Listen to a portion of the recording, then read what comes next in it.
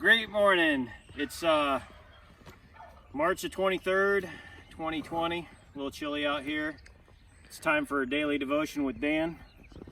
The title today is I Have a Horse Brain. Right here, this is Beauty.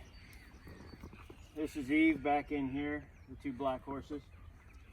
There's Hercules and Rusty, Jack and Emily. See this horse here, it marched in some inauguration parades. This one behind it as well. So these horses have been down Pennsylvania Avenue, as awesome as that is. But they were trained from the time they were little to be great horses. You could shoot a gun right by its ear and it won't do anything. I could put anybody on these horses. They've had a lifetime of training.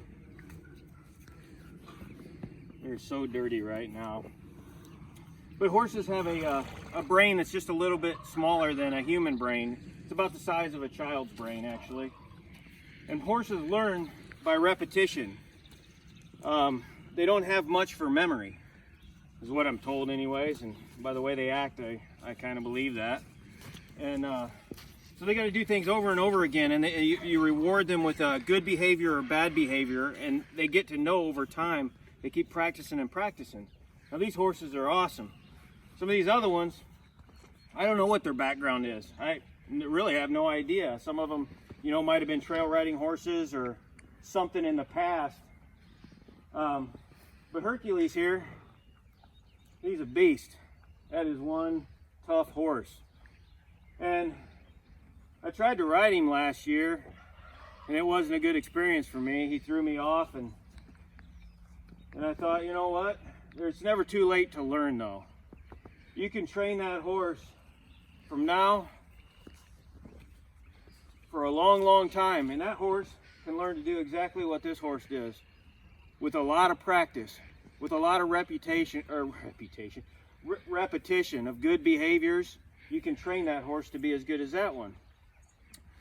So about 3 years ago, I knew I had God in my life, but I never put him number one. And 3 years ago, I made a commitment to put him number one in my life. And you would think that with my family, my wife, my kids, my businesses, that that would mean something, that they would be going down. And I would I would put, God on this number one shelf. But let me tell you, when I made that decision, it wasn't that my family decreased, my business decreased. It's the opposite thing happens. God goes to the top, but everything else comes up with it. My family, got better. My business started to thrive a little bit more. God provides. So I guess I look at it, well, let me get to this here. I decided 3 years ago that I was going to change some things. I was going to spend more time in God's Word. So what I did is I said, I'm going to take 15 minutes out of every morning. I'm going to read. And I'm going to read with an intent. I'm going to try and figure out what I should be doing. So with that, the repetition, the good habits created better results. I put in the time, I got the results. So you guys can do that same thing today. It doesn't matter if you've been training your whole life with repetition of good habits, spending time in God's Word, or if you're new to it. You can start today, no matter what your age is. You can find out what your purpose is that God has for you. It doesn't matter. You can learn everything that these horses can do. This horse's purpose is completely different from this horse's purpose. The same with us. My purpose is completely different from your purpose. But if you don't start, if you don't learn what God has in store for you, if you don't crack this open, spend some time learning it, you're not going to know what that purpose is. Anyways, with repetition, I got to know God's word. I got to pick out different things in here that spoke to me. And I was reminded yesterday, a friend of mine texted me and said that he had remembered from a little boy a verse that he had learned, and it was John 3:16. So if you want to follow along, John 3:16 says this, and I know this from repetition because I've read it so many times. For God so loved the world that he gave his only begotten Son, that whosoever believeth in me shall not perish, but shall have everlasting life. That stuck out to him, but I also want to read to you the verse after that, because it's really relevant to what's going on today. John 3:17 says this, and Don, this is for you. This is for everybody, actually. John 3:17 says this, for God did not send his Son into the world to condemn the world, but to save the world through him. So guys, what's going on today? I can't explain it. But I know that God sent his Son not to condemn this world, but to save it. And it's through him. There's some other chapters that have stuck out. Matthew 4:19. I don't even need to open my Bible anymore because I've read through it. It's just some verses stick out, and it says, go ye into all the world and, or no, I'm sorry. Let me, I guess I better read it. Jesus said, come follow me, and I will make you fishers of men. It really sticks out. 3 years ago, I had no idea what that would mean to me. No idea. Today, I know what it means.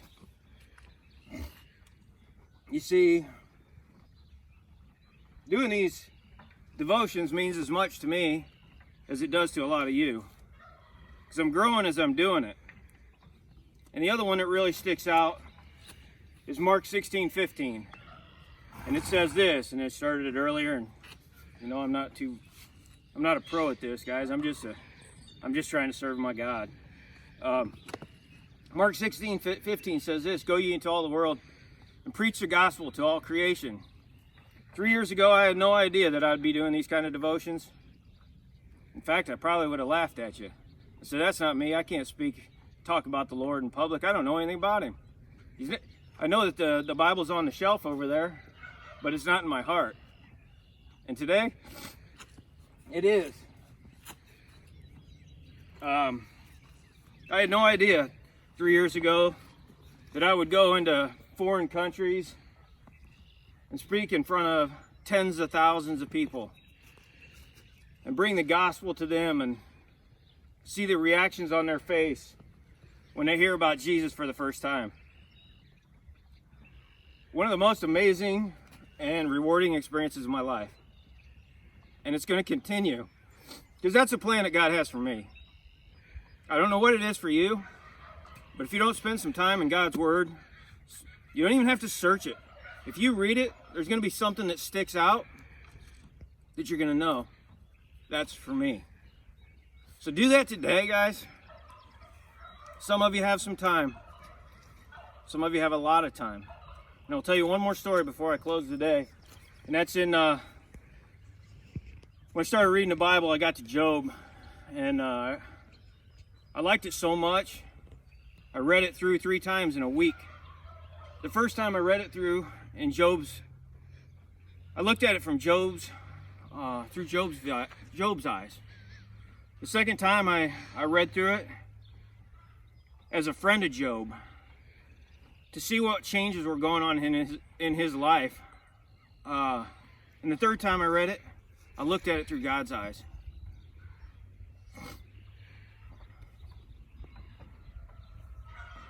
Try that. Try that and see what your perspective is. Look at it through God's eyes, through your friend's eyes, through your own eyes. Are you who you want to be? If not, change it. Guys, thanks today. I love you. What a great day. We're going to have stick around, come back tomorrow. It's going to be awesome.